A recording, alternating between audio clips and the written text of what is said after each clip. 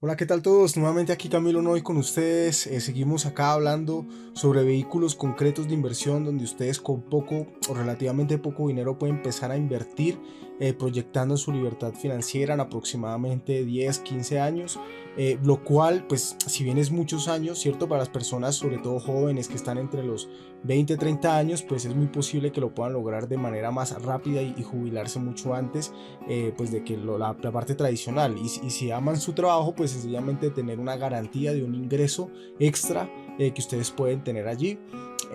Nada, los consejos o los tips que yo doy acá en este canal tienen el objetivo precisamente de ayudar a esas personas a lograr esa libertad financiera a través de ETFs, en este caso en la bolsa de Nueva York. Y si las personas son expertas o tienen conocimiento ya en activos específicos dentro de la bolsa, pues que se puedan apoyar para encontrar acciones que estén teniendo buenos movimientos y buenos rendimientos a largo plazo. Entonces vamos al video. Entonces para el día de hoy les quise traer algo diferente, algo especial y son 4 ETFs de los commodities. Entonces vamos a hablar del uso, ¿sí? Que es un ETF que sigue todo el sector del petróleo, ¿cierto? Vamos a hablar de UNG, que sigue todo lo que tiene que ver con el gas natural. Vamos a hablar del KOL, que es el cobre, no, sino el carbón, ¿ok? El carbón.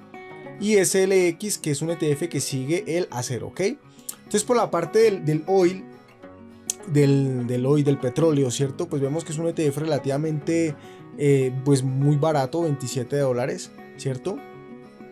Aquí tenemos pues algunos ETFs que le compiten. Vemos que la emisión es del 2006, que es del commodities, el expense ratio bastante alto, 0.8%. Vemos que es un ETF relativamente grande, ya casi 4 billones de dólares, ¿ok? Y pues vemos que este ETF lo que hace es que mantiene, ¿cierto? La gran mayoría son contratos de futuros de corto término. De corto término es más o menos un mes. Sobre el WTI crude oil, o sea, sobre el precio del petróleo. Eso fue lo que pasó como en enero, que cayó el petróleo, que estuvo negativo, pero básicamente lo que pasó fue con el tema de los contratos, ¿ok? Entonces, lo que nos está diciendo aquí es que el uso, ¿cierto? Específicamente el mes que viene, ¿cierto? Y 30% y 15% el mes que viene, ¿ok? Bueno, ¿por qué les trae estos ETFs? Y es que realmente estuve analizando y los commodities realmente ya no. Es decir, por ejemplo, vemos acá esta subida acá bastante grande, ¿cierto? Donde el petróleo o este ETF estuvo en valores de 394, fíjense, y llegó a valer 791, ¿sí? Hasta más, casi 800. Pero luego de eso, desde el 2008, nunca se volvió a recuperar, ¿sí? Entonces, para que se den cuenta cómo lo importante es tener esa visión a largo plazo y esa estrategia que yo siempre recomiendo de buy and hold, de mantener y comprar y mantener a largo plazo, es en acciones que pues que sean crecientes como las que ya hemos visto en estos canales, ¿ok? En los otros videos que he subido. Entonces, pues no mucho que comentar acá. Aquí como vemos el 50% es en futuros, 25% en dólares y esto es Goldman Sachs Treasury Bonds, ¿sí? Debe ser 25% en bonos del gobierno, ¿ok? Vemos que el riesgo de cierre es de cero, es bajo, sin embargo, pues es por el dólar y los bonos, pero realmente los futuros sí pueden, pues como ya vemos, llegar a cero o a valores negativos incluso.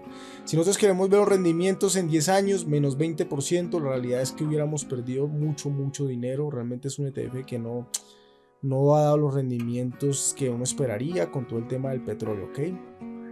Bueno, eso por el lado del petróleo. Vamos a hablar del gas rápidamente. Está también cotizando demasiado barato, precio de $12, ¿ok? Y fíjate que acá el ETF.com nos indica que este ETF es la elección por el inversor promedio, ¿cierto? En este segmento de mercado, lo cual es verdad, pero pues ya van a ver que no es una de las mejores opciones. También entonces vemos acá que el UNG, ¿cierto? Mantiene cercano o month near, como el cercano a los meses de vencimiento, los contratos de futuros del natural y swaps del gas natural, ¿ok? Swaps básicamente como contratos de deuda, como opciones, pero es algo es una figura financiera diferente. Bueno, entonces fíjense cómo el gas, ¿cierto? Estuvo llegando a cotizar a precios de $2.000, imagínense, en el 2008, y luego el commodity realmente que se fue al suelo a precios de 12, $10 como lo estamos viendo ahora. La verdad, una pena lo que se está viendo con el gas y los inversores que mantienen pues su dinero invertido allí. Aquí vemos que la emisión fue justamente en el 2007 y justo ahí fue cuando se fue al suelo. Un expense ratio bastante alto de 1.28%, activos bajo manejo $300 millones, relativamente pequeño. Volvemos a lo mismo, futuros, ¿cierto? Lo que estamos viendo acá lo mismo, entonces 50% de futuros, 14% en dólares y en bonos más o menos 37-38%, ¿ok? El riesgo de cierre este ETF lo estamos viendo bajo, ¿ok?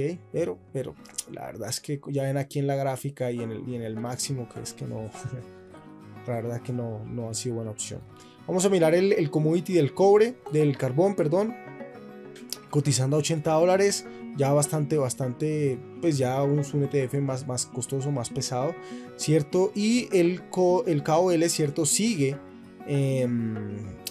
sigue las operaciones globales del cobre y es a través del market cap weighted, ¿ok? Ya hemos visto en otros videos que es el market cap, ¿ok?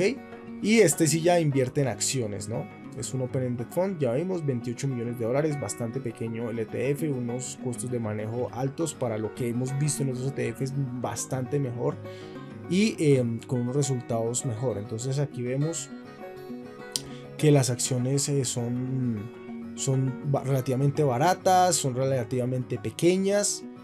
No están en un momentum alcista, los balances financieros están más o menos bien y tienen un yield bastante loco que es del 13.93%, pero cuidado, ¿no? Hay que tener cuidado aquí con este price book ratio, nos está indicando que las acciones en promedio se están vendiendo por debajo de su valor, digamos, de patrimonio, lo cual es bastante interesante, y un price earnings ratio de 7.45, claro, eso tiene relación con este 13.93%, ¿no? Número de holdings 27, pero bueno, vamos a ir al grano para que no nos hagamos un video tan largo. Entonces aquí estamos viendo, ¿cierto?, cómo llegó a cotizar a niveles de 600, 520 $20, ¿cierto? Luego tuvo una caída hasta niveles de 96, ¿no? Acá, ¿cierto? Cerca de 100 y pico, cómo vuelve a subir a niveles de 500 y ya ahora a niveles de por debajo de 100, que es donde estamos ahora, ¿cierto? Y cómo no vemos que no se recupera el cobre, ¿no? Lo mismo si hubiéramos esto en compuesto, menos 11%, hubiéramos perdido dinero. Aquí vemos los países, 25% en Hong Kong, 20% Indonesia, Australia, Canadá, Estados Unidos, África, ¿ok? Y bueno, el 66% en cobre, el 9% en acero, etcétera, etcétera. Y vamos al top 10 holdings, ¿sí? A los holdings ya vemos acá arriba que este ETF mantiene 27 holdings, entonces vamos a verlos acá rápidamente. Tenemos empresas de China, yo la verdad no los conozco, ¿cierto? PT, Trek, Tech, Exaro, bla bla bla, World, bla bla bla. Ahí tienen la lista de las empresas de cobre a nivel mundial que están en este ETF, por si ustedes pues no sé, son expertos y pueden encontrar algo interesante. Tiene un dividend yield bastante alto, imagínense un 13%, imagínense ustedes invertir en este ETF $10.000 y que cada año les dé 1.300, entonces imagínense que ustedes tuvieran un patrimonio de $100.000, serían 13.000 al año, pues ya con eso en Colombia por lo menos tiene uno para vivir con $2.000 al año sobrado, ¿no? Ok. Por la parte del SLX, el ETF que sigue el acero, $32 más o menos. Tenemos aquí el tamaño de $41.9, 41 millones de dólares con expense ratio de 0.56. Este es un open-ended fund, o sea que ya invierte en acciones también como tal. Y vemos acá que sigue el market cap weighted del mercado de las firmas de acero del nivel global, o sea que va a ser muy parecido al cobre. Tenemos aquí una calificación B bastante mala, 2.66 sobre 10.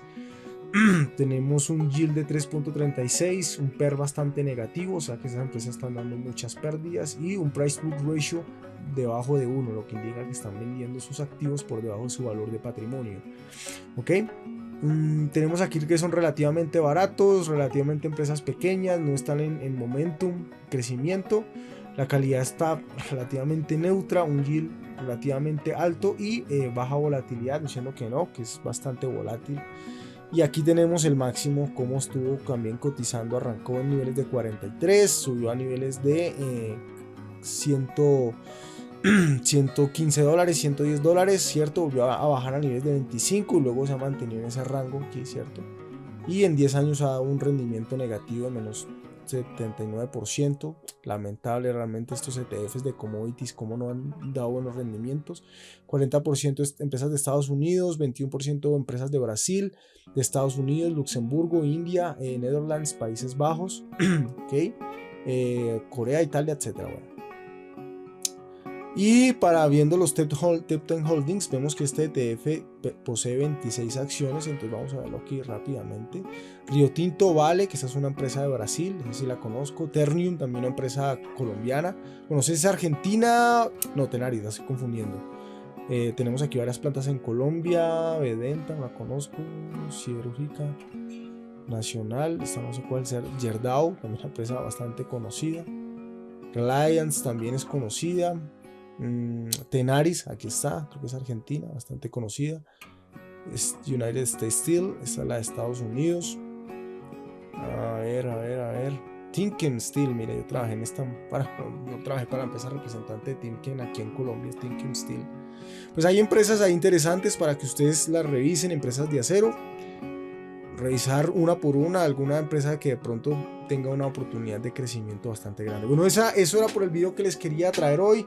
Déjenme un like, déjenme un comentario sobre qué dudas tienen, sobre qué otros temas quieren que yo converse sobre la parte de finanzas, inversiones en bolsa. Y bueno, nos vemos en un próximo video. Chao, chao.